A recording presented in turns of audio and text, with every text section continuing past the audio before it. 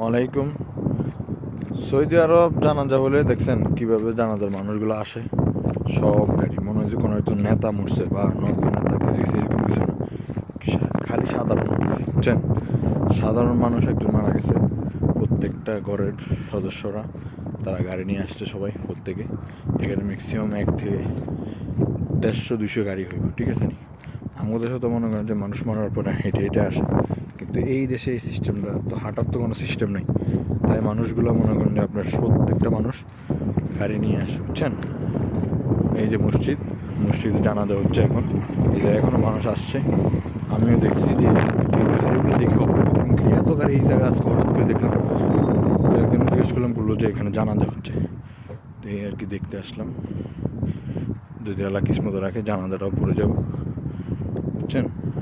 দেখছেন কত গাড়ি, খালি একজন সাধারণ মানুষ মারা গেছে, সব গাড়ি। এই আগে 5 মিনিট পরে একটা গাড়ি দেখলাম।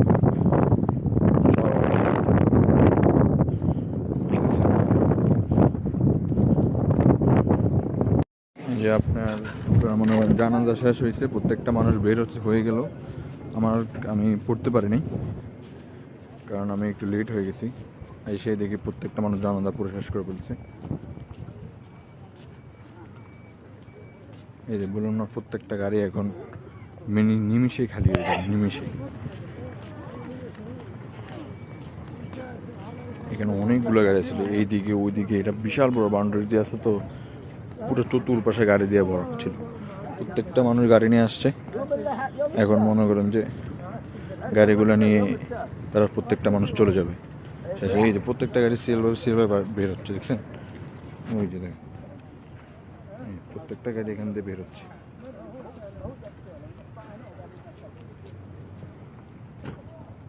সবাই কিন্তু জানাজা করতে আসছে, অন্য কিছু করার জন্য। এই জানাজা শেষ, প্রত্যেকটা মানুষ রওনা হয়েছে যাওয়ার জন্য।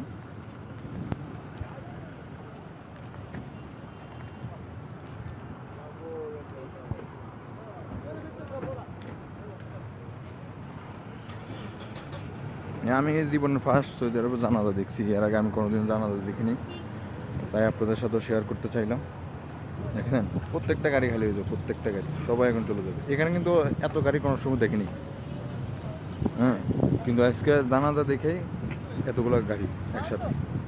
আমাদের দেশে মনে করেন যে, আর কি বলবো, প্রধানমন্ত্রী আইলেও এরকম গাড়ি আসে না।